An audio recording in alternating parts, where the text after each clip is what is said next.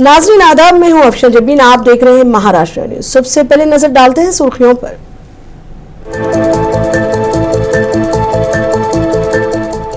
Opposition India इत्तेहाद ने साबिक जज बी सुदर्शन रेड्डी को नायब सदर इंतखाब के लिए मुश्तरका उम्मीदवार के तौर पर किया नामजद।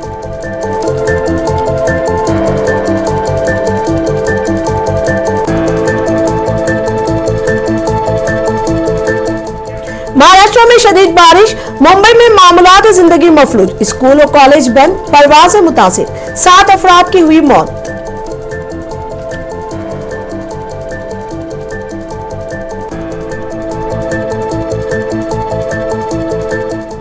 महाराष्ट्र के नायब वजीर आला एकनाथ शिंदे ने थाने के बारिश से मुतासिर इलाकों का किया दौरा, मुतासिरीन को मदद का दिलाया तयक़ुन।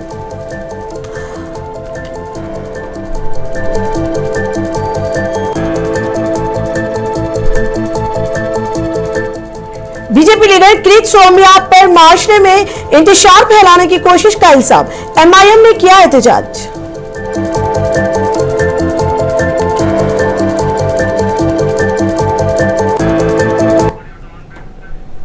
अब खबरें तफसील से।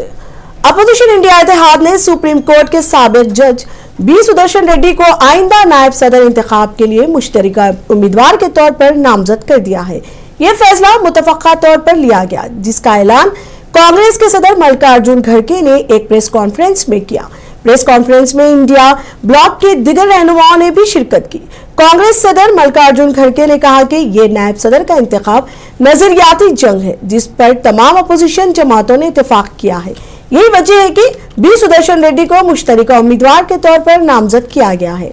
उन्होंने मजीद कहा कि आम आदमी पार्टी ने भी, जो इंडिया ब्लॉक का हिस्सा नहीं, रेड्डी की हिमायत का अंदिया दिया है। मल्लिकार्जुन खड़गे ने साबिक जज को हिंदुस्तान के सबसे मुमताज और तरक्की पसंद कानूनदानों में शुमार करते हुए कहा कि उन्होंने हमेशा समाजी, इक्तिसादी और सियासी इंसाफ के लिए हौसलामंदाना जद्दोजहद की है। वाज़ेह है कि हुक्मरान एनडीए ने महाराष्ट्र के गवर्नर सीपी राधाकृष्णन को नायब सदर इंतखाब के लिए उम्मीदवार नामजद किया है।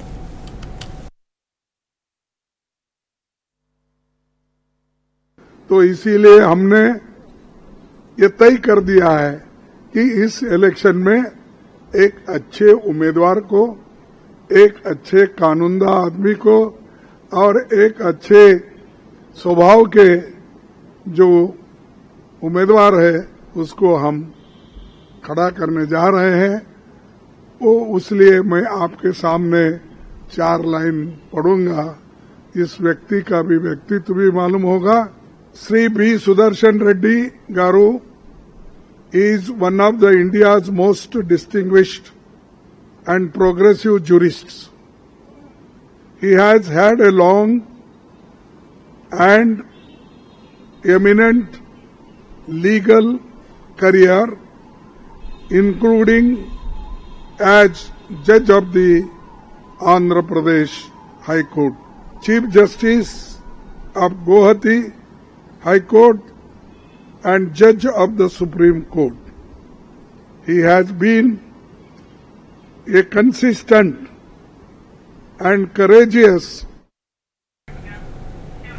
अपोजिशन पार्टियों के नायब सदर ओहदे के उम्मीदवार सुदर्शन रेड्डी का ताल्लुक मुश्तरका आंध्र प्रदेश के एक गांव से है और उन्होंने उस्मानिया यूनिवर्सिटी से कानून की तालीम हासिल की। 1993 में वो आंध्र प्रदेश हाई कोर्ट में बतौर इजाफी जज मुकर्रर हुए। बी सुदर्शन रेड्डी ने 2007 से 2011 तक 4 साल और 6 माह तक सुप्रीम कोर्ट में खिदमत अंजाम दी। उन्होंने मुख्तलिफ शोबा कानून में खुसूसन फौजदारी, इंसाफ आइन, टैक्स, सर्विस कानून और इंसानी हुकूक के मसाइल पर कई अहम फैसले दिए।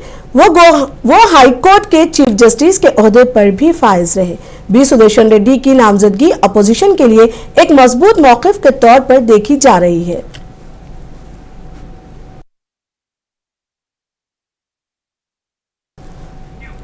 महाराष्ट्र में पीर और मंगल को मूसलाधार बारिश ने बड़े पैमाने पर तबाही मचाई है।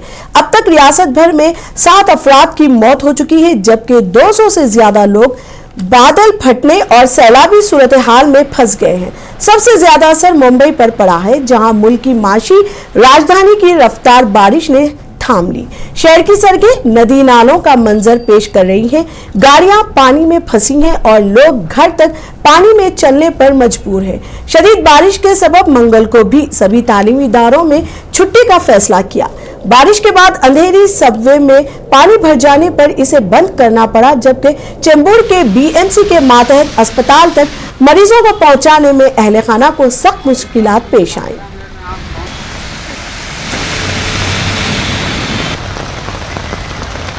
आलो आता वॉर रूममध्ये आपण बघू शकता की सर्व स्थिती नियंत्रणामध्ये आहे। सर्व अधिकारी जागावर आहे, पोलीसचे अधिकारी पण आहे, महानगरपालिकेचे आहे, पण रेल्वे पण आहे। साधारणतः एकात अपवाद सोडला तर रेल्वे पण सर्व ठिकाणी सुरू आहे। जास्त यावेळी ते आपले म्युनिसिपल कमिशनर आणि पोलीस कमिशनर यावेळी सांगतील। मोठ्या प्रमाणावरती पाऊस चालू आहे। रेड अलर्ट देखील जाहीर करण्यात आलेला आहे आणि त्याचा विचार करून आपण काल सर्व शाळा, महाविद्यालय, शैक्षणिक संस्था यांना सुट्टी जाहीर केली होती। आज शासनाशी सल्लामसलत करून आपण सर्व शासकीय कार्यालय, निम कार्यालय, निमशासकीय कार्यालय यांना देखील सुट्टी जाहीर केली। रियासत में मौसलाधार बारिश पर महाराष्ट्र के सीएम देवेंद्र फडणवीस का कहना है कि रियासत में शदीद बारिश की वजह से कुछ जगहों पर जान और माल का नुकसान हुआ है। एसडीआरएफ और एनडीआरएफ के एहलकारों को मुतासिरा इलाकों में तैनात किया गया है। मुंबई में तकरीबन 300 मिलीमीटर बारिश हुई है, जिसकी वजह से कुछ रुकावटें आई हैं। महाराष्ट्र में बहुत बड़े पैमाने पर बारिश हो रही है। कल से हम लोगों ने रेड अलर्ट दिया था, उस अनुसार बारिश हुई है। उसके चलते कुछ जगह पर जान और माल का नुकसान हुआ है। वहां पर हमने सारी एहतियात बरती हुई है। वहां पर एसडीआरएफ और एनडीआरएफ के लोग भी हमने तैनात किए हैं। आगे भी जहां पर रेड अलर्ट बताया गया है वहां पर हम लोग कार्रवाई कर रहे हैं। मुंबई में भी 300 mm बारिश करीब करीब हुई है, जिसके कारण कुछ डिस्ट्रप्शंस निर्माण हुए, लेकिन अभी पानी नीचे जा रहा है। बड़े पैमाने पर इसमें भी कार्रवाइयां की जा रही है। मीठी नदी में उसके लेवल ऊपर जाने के कारण वहां के कुछ लोगों को इवैक्यूएट किया था, लेकिन अब मीठी नदी की लेवल भी नीचे। महाराष्ट्र के वजीर आला देवेंद्र फडणवीस ने गणेश चतुर्थी के त्यौहार के दौरान मुंबई से 267 ट्रेनें चलाने के ऐलान पर मरकजी हुकूमत का शुक्रिया अदा किया। फडणवीस ने कहा कि इस फैसले से कोकण खित्ते के मुसाफिरों को बहुत फायदा होगा। भारत सरकार का विशेष रूप से हमारे मंत्री अश्विनी वैष्णव जी का आभार व्यक्त करता हूं कि महाराष्ट्र के गणेश पर्व को देखते हुए उन्होंने इस बार बड़े पैमाने पर करीब 267 नई ट्रेन की ट्रिप्स ये इस दरमियान मुंबई से चलाने का निर्णय किया हुआ है। इसके कारण विशेष रूप से कोकण में जाने वाले जो हमारे मुंबईकर है, जो हर साल कोकण में जाते हैं, इनको इसका बहुत फायदा मिलेगा। और विशेष रूप से पिछले बार की तुलना में या हर साल जो ट्रेन चलती है उसकी तुलना में बहुत बड़े पैमाने पर। महाराष्ट्र के नायब वजीर आला एकनाथ शिंदे ने थाने के नौपाड़ा इलाके का दौरा किया। इस इलाके में रात में होने वाली शदीद बारिश की वजह से घरों में पानी भर गया है। इस मौके पर एकनाथ शिंदे ने मुतासरीन से मुलाकात की और उन्हें हर मुमकिन मदद का यकीन दिलाया।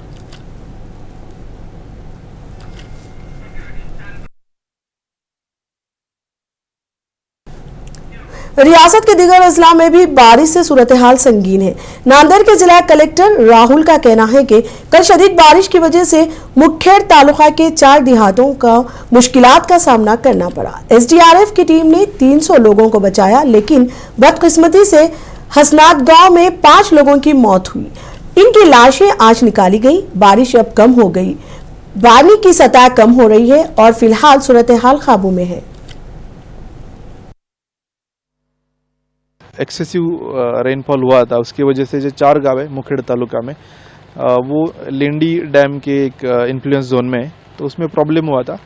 ऑलमोस्ट 300 लोगों को हमने वहाँ पे रेस्क्यू किया एसडीआरएफ टीम ने। अनफॉर्चुनेटली हसनाड़ जो गाँव है वहाँ पे 5 लोगों की डेथ हुई है। बॉडी भी उनकी आज रिकवर हो गई है। एंड धड़कनाल में जो 4 लोग ट्रैवल कर रहे थे उनमें से 3 लोग की बॉडी अभी मिल चुकी है।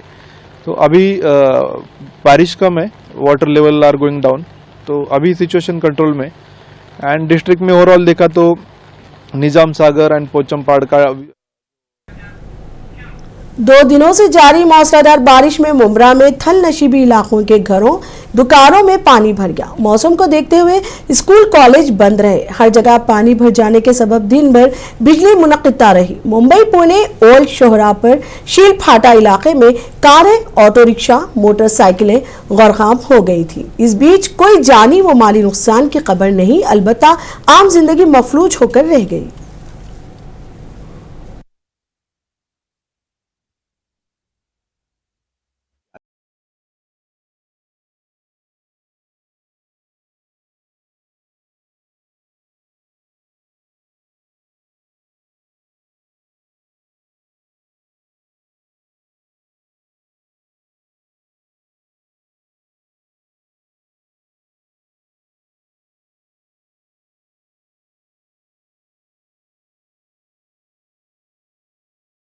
ठाणे महानगर पालिका के जितना भी क्षेत्र है, थाना, कलवा, मुमरा, दीवा, जिन परिसरों में, स्लमों में पानी भरा है, महानगर पालिका और प्रशासन को सभी को तुरंत 50,000 रुपये का मुआवजा देना चाहिए।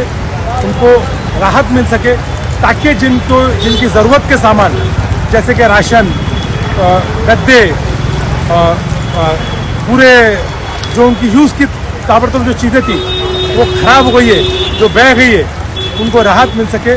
ये कल्याण डोंबिवली में 2 दिन से मुसलसिल बारिश हो रही है। महकमा मौसमियात ने रेड अलर्ट जारी कर दिया है। मुसलसिल बारिश की वजह से कल्याण मशरकी इलाके में लैंडस्लाइडिंग हुई है। लैंडस्लाइडिंग से 3 मकानात को नुकसान पहुंचा है। खुशकिस्मती से इस वाक़े में कोई जानी नुकसान नहीं हुआ।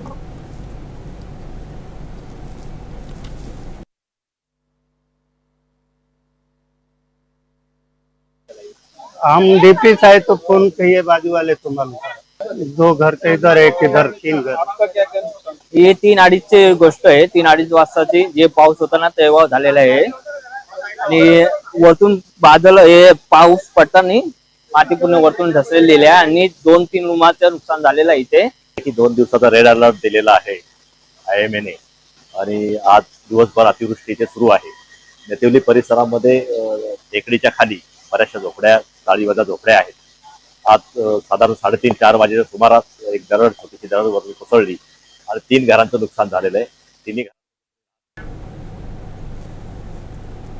मानसून के दौरान हिम्मत और हमदर्दी का एक और मुजाहरा करते हुए थाने में 2 नौजवानों ने सैलाब के पानी में डूबी हुई कार के अंदर फंसे 2 लोगों को बचाने के लिए अपनी जान खतरे में डाल दी।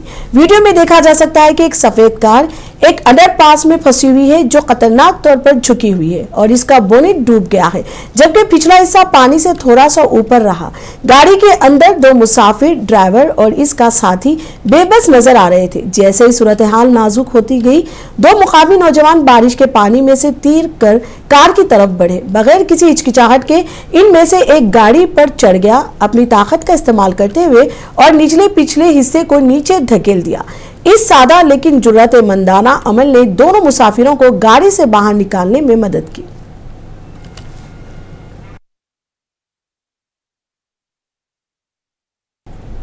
महाराष्ट्र में मुसलसल बारिश की वजह से ट्रेन खिदमात मुतासिर हुई है। सेंट्रल रेलवे के CPR स्वप्निल ने मीडिया को सूरत हाल से वाकिफ कराया।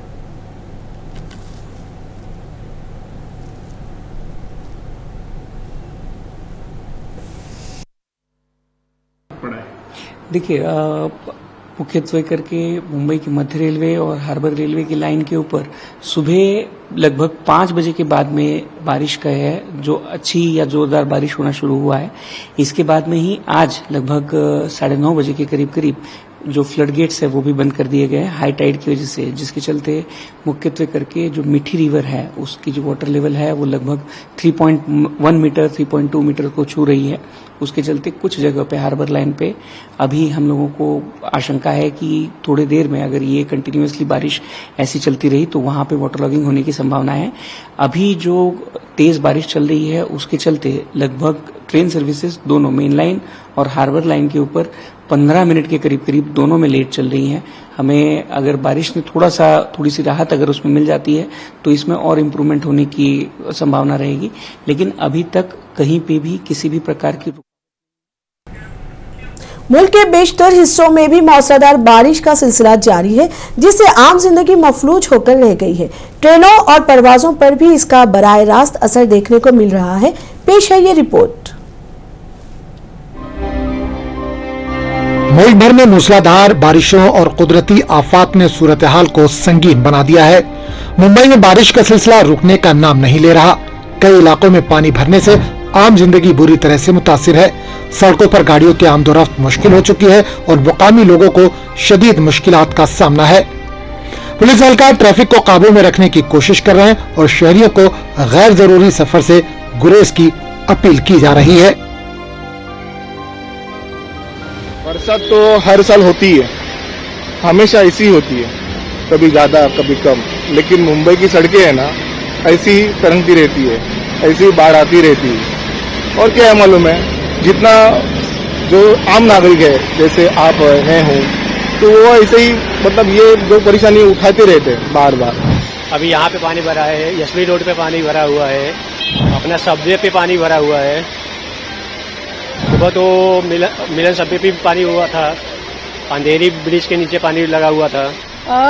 लोगों तो मुझे लगता है work from home after covid we all are blessed with that, so that is not an issue. Work should not be hampered because of heavy rains.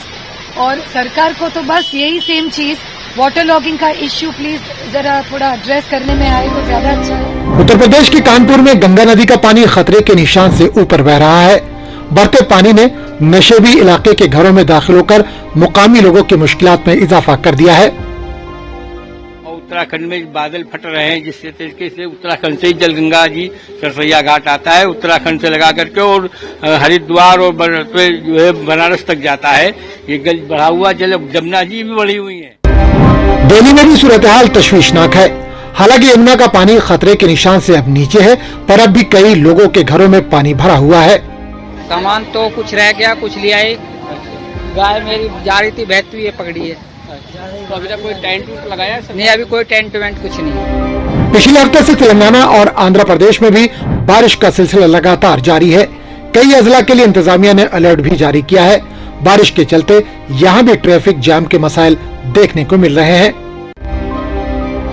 महकमा मौसमियात ने आइंदा दिनों में भी बारिश जारी रहने की पेशनगोई की है और शहरियों को मोहतात रहने की हिदायत दी गई है। खासकर पहाड़ी इलाके के लोगों में डर का माहौल है, जहां कई जगहों पर बादल फटने से काफी नुकसान हुआ है। ब्यूरो रिपोर्ट, मुंसिफ टीवी। सुप्रीम कोर्ट ने पीर महाराष्ट्र असेंबली इंतखाबात को चैलेंज करने वाली एक अर्जी को खारिज कर दिया। सुप्रीम कोर्ट ने बॉम्बे हाई कोर्ट के फैसले में मदाखलत करने से इनकार कर दिया, जिसने एक रिट पिटीशन को मुस्तरद कर दिया था, जिसमें दावा किया गया था कि तकरीबन 76 लाख वोट पोलिंग के सरकारी औकात के बाद गैर कानूनी तौर पर डाले गए थे। शिवसेना के रुकन पार्लियामेंट मिलन डोरिया ने सुप्रीम कोर्ट के फैसले का खैर मकदम किया है।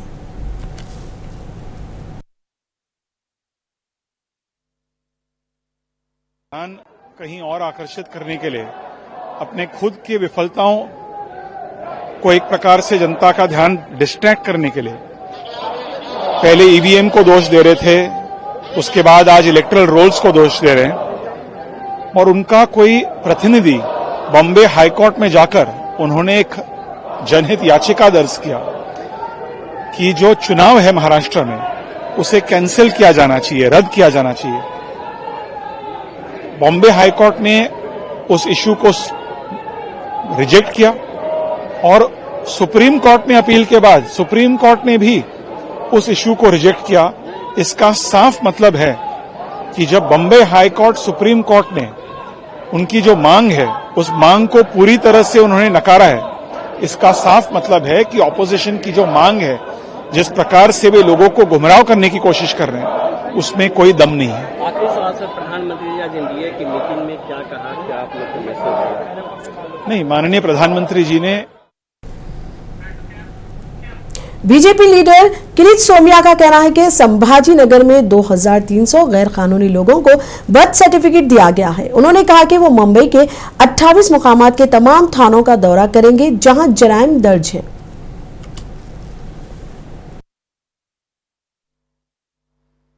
पुलिस आयुक्त अन्य अधिकारियों के साथ चर्चा, जो अपात्र लोग हैं, घुसखोर है, उनको बड़े पैमाने पर कोई भी पुरावा नहीं, डॉक्यूमेंट नहीं, फिर भी जन्म प्रमाण पत्र दिए गए, उसकी गंभीर जांच करने के आदेश दिए गए हैं।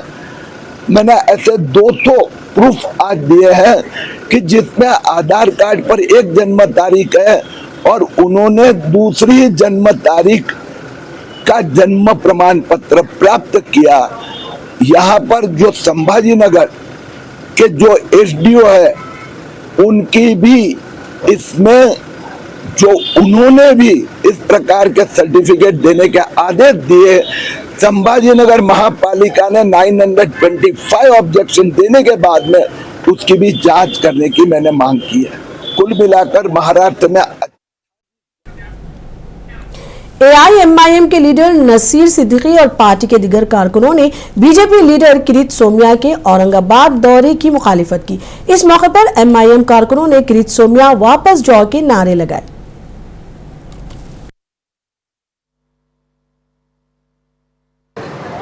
जो अपने मतलब समाज के विचारों पे नहीं चलता, न संविधान पे चल रहा, न विचारों पे चल रहा है, भाजपा के विचारों पे चल रहा है, इसीलिए हर जगह जाता है, मुसलमानों के खिलाफ में भोंकता है, कहीं बांग्लादेशियों के नाम से जो है तो गरीब लोगों को तंग करने का काम करता है।